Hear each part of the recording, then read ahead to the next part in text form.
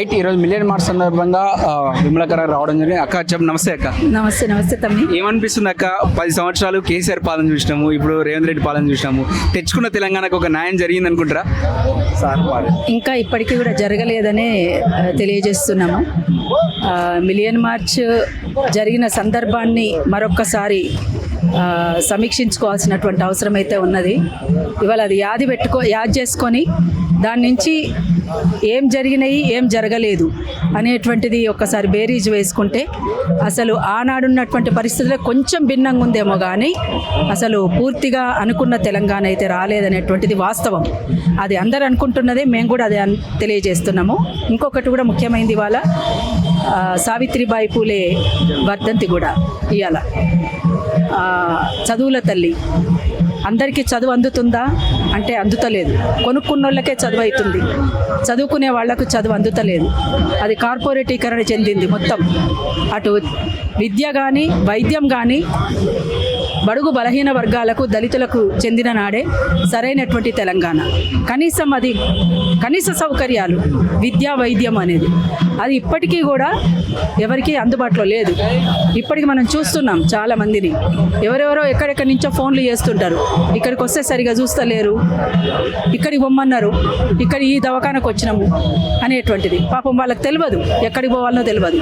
ఎక్కడ వైద్యం చేయించుకుంటే ఆరాటంతో పరిగెత్తుతారు, ఉన్నదంతా అమ్ముకొని పోతారు, ఉన్నదంతా అమ్మి పిల్లలకు చదువులకు పెడుతున్నారు.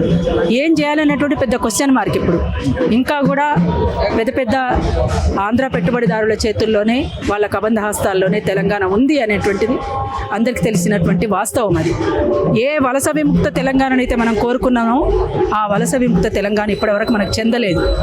ఆదివాసీలు ఒకవైపున ఈ అడవి మాదే, అడవి మీద హక్కు మాదే అనేది వాళ్ళు కొట్లాడుతున్నారు. అది చాలా న్యాయమైన డిమాండ్, న్యాయమైన కోరిక కూడా. అది మొత్తం కూడా బహుళజాతి కంపెనీలకు తాకట్టు పెడుతున్నారు.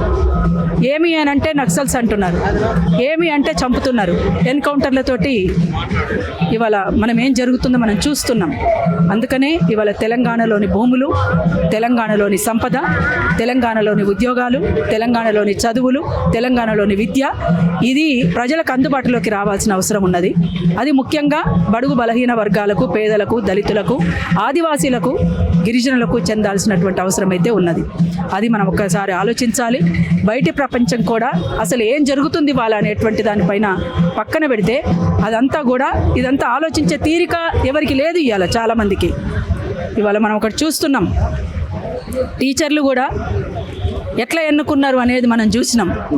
పిల్లలకు పాఠాలు చెప్పేటువంటి టీచర్లు కూడా ఏ రకమైనటువంటి ఆలోచనతో ఉన్నారు అనేది నిజంగా చాలా బాధాకరం. అందరూ ప్రతి ఒక్కరు చర్చించుకుంటున్నారు ఇదే, ఎక్కడికి పోయినా ఇదే చర్చ.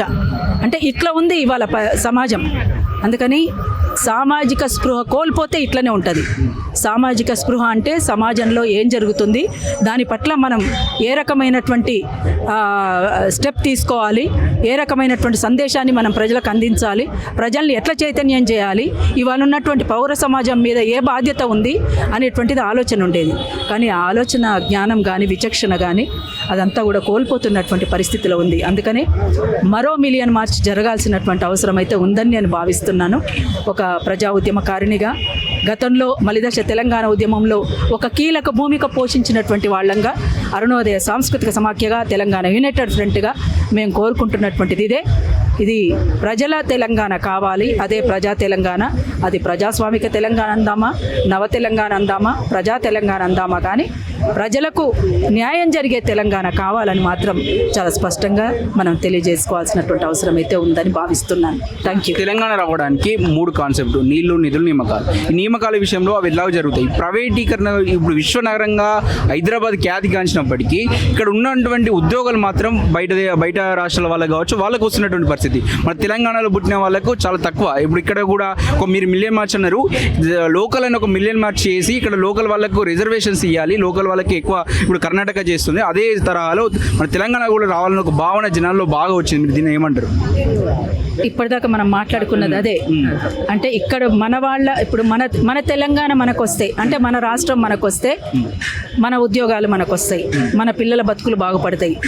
తల్లిదండ్రులు కూడా ఏమో ఆలోచించండి. అందుకనే వాలంటరీగా ఎవరికి ఎవరికి వాళ్ళుగా రోడ్డు మీదకి వచ్చింది. ఎవరిని పిలవలే. అప్పుడు మొదట్లో కొంత మనము పిలుపునిచ్చి అందరు రావాలని తెలియజేసినప్పటికీ రాను అది పీక్ మూమెంట్గా ఎట్లా ముందుకు వచ్చిందనేది చరిత్ర చెప్తున్న సత్యం. అది ప్రపంచమంతా తెలుసు, మనకందరికీ తెలుసు. అందుకనే మన రాష్ట్రం వస్తే మన ఉద్యోగాలు మనకుంటాయి, మన పిల్లలకు మన చదువులు అంటే ఇక్కడ ఉన్నటువంటి స్కూళ్ళు బాగుపడి అది దాంట్లో మన పిల్లలకు చదువులు ఉంటాయి, ఉద్యోగాలు ఉంటాయి, ఇక్కడ హాస్పిటళ్ళల్లో మనకు వైద్యం దొరుకుతుంది అనేటువంటిది ఆలోచించిండ్రు. ఏది కూడా జరగలేదనేటువంటిది మనకు తెలుస్తుంది. అందుకని 10% కూడా మన తెలంగాణ వాళ్ళు మల్టీనేషనల్ కంపెనీలో ఉండలేరు. ఇక్కడనేమో ఆ కంపెనీలకు స్థలాలు కావచ్చు, వివిధ సదుపాయాలు ప్రభుత్వాలు కల్పిస్తూ ఉన్నాయి. అవును, ఇది అందుకనే అవతలి వాళ్ళకంటే కూడా మన పిల్లలకు ఇక్కడ ఉద్యోగాలు రావాల్సినటువంటి అవసరం అయితే ఉంటుంది. అట్లనే ఇంకొకటి కూడా ఏం చెప్తున్నారు, ఉద్యోగాలు ఇవ్వడానికే కదా ఫార్మాసిటీలను తీసుకొస్తున్నాం ఏమని అంటున్నారు. ఒకవైపున విధ్వంసం చేస్తూ మీరు అభివృద్ధి ఇదే అని చెప్తే, ఏ ప్రజల కోసమైతే అభివృద్ధి కావాలని మీరు అనుకుంటున్నారో అదే విధ్వంసం జరిగి వాళ్ళ జీవన విధానమే, వాళ్ళ చరిత్రనే, వాళ్ళ భూములు కోల్పోయి వాళ్ళ బతుకులను కోల్పోయిన తర్వాత ఎవరి కోసం ఇది అనేటువంటిది కూడా ఒక పెద్ద క్వశ్చన్ మార్క్. ఇప్పుడు ఫార్మా హబ్లతోటి భూములు 1000 ఎకరాల భూములను కొల్లగొడుతున్నారు, ఎవరెవరికో అప్పచెప్తున్నారు. ఇంకొక వైపు బహుళజాతి కంపెనీలకు, ఇంకొక వైపు ఇథనాల్తోటి ఎట్లా జరుగుతుంది, పెద్ద పోరాటం జరుగుతుంది ఇక్కడ మా భూములు కోల్పోయిన తర్వాత ఇట్లాంటి కంపెనీలు వచ్చి మొత్తం ఈ వ్యర్థ పదార్థాలతోటి ఈ కలుషితమైపోయి ఇప్పటికే కలుషితమైపోతుంది. ఇంకా ఇప్పటికే మనము స్వచ్ఛమైన గాలి లేదు, స్వచ్ఛమైన తిండి లేదు, స్వచ్ఛమైన నీరు లేదు. ఏది లేని పక్షంలో ఇంకా ఉన్నదాన్ని కూడా కలుషితం చేసుకోవాల్సినటువంటి అవసరం మనకేమిటి? మీరు అభివృద్ధి అని అంటున్నారు, ఇదే అభివృద్ధి?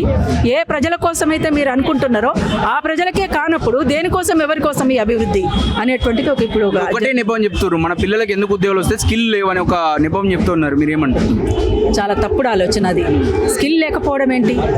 స్కిల్ అనేటువంటి ఇప్పుడు వాళ్ళకు స్కిల్ ఉందా లేదా అనేటువంటిది వాళ్ళు ప్రూవ్ చేసుకుంటున్నారు. ప్రూవ్ చేసుకోవడానికి కూడా ఒక అవకాశం ఇవ్వట్లేదు. ఇవ్వనప్పుడు ఎట్లా ప్రూవ్ చేసుకుంటారు వాళ్ళు?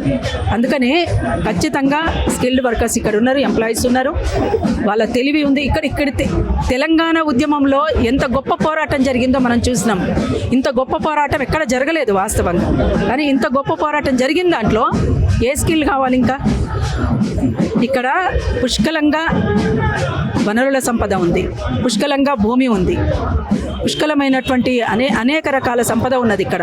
ఆ సంపద అంతా మనకు దక్కుతుందా? వాస్తవంగా ఇవాళ నువ్వు ఏమి ఇవ్వాల్సిన అవసరం లేదు. వాళ్ళకు ఉంచితే చాలు. ఎవరు కొత్తగా తెచ్చివాల్సినటువంటి అవసరం లేదు. ఇక్కడ ఉన్నటువంటిది ఇక్కడ ప్రజలకు చెందితే చాలు. ఇవాళ ఎక్కడి నుంచో ఎత్తుకొచ్చి ఇక్కడ పెట్టమని మనం ఏం అడగట్లేదు ఎవరిని. అందుకని ప్రజలు కూడా అట్లా ఏం అడగట్లేదు. మా జీవితాలు మాకు దక్కనిస్తే చాలు, మీరు కొత్తగా మీరు మాకు తెచ్చి ఇచ్చేది ఏం లేదు అని చెప్పేసి వాళ్ళు మాట్లాడుతున్నటువంటి మాటలు ఇవాళ. అందుకనే కింది స్థాయికి పోతే తెలుస్తుంది ఎవరెవరు ఏం మాట్లాడుతున్నారు అనేటువంటిది. అందుకనే మనం ఇవాళ మొత్తంగా ప్రధానంగా పౌర సమాజం మీద బాధ్యత ఉన్నది. ఆ బాధ్యతను మనం విస్మరించకుండా దాన్నే సామాజిక స్పృహ అంటాము. ఆ సామాజిక స్పృహతోటి మనం అంతా ముందుకు సాగాల్సినటువంటి అవసరం ఉంటుందని అందరికీ కూడా నేను సవినయంగా కోరుతున్నాను. జై తెలంగాణ, జోహార్ అమరవీరులు. Thank you.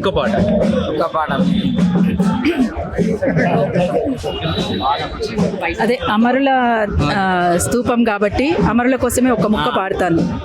వీరుల సన్నిధి నేల శూరుల పెన్నిది, మాసిపోని గురుతులై స్మృతుల గన్నది, కాలగతుల గన్నది, స్మృతుల గన్నది, కాలగతుల గన్నది, యుద్ధ వీరులను గన్నది, శాంతి దూతలను గన్నది, ఎత్తిన పిడికిళ్లను గలిపే ఉద్యమ సారది, త్యాగాల మారది. వీరుల సన్నిధి నేల శూరుల పెన్నిది, మాసిపోని గురుతులై స్మృతుల గన్నది, కాలగతుల గన్నది, ఈ నేల తెగువను గన్నది, పోరాట కాంతులుతున్నది, అరుణోదయ ప్రణమిల్లి సలామన్నది, లాల్ సలామన్నది, సలాము లాల్ సలాము, సలాము లాల్ సలాము, అమరులకు సలాము, అరుణోదయ సలాము, అమరులకు సలాము, అమరులకు సలాము. Thank you.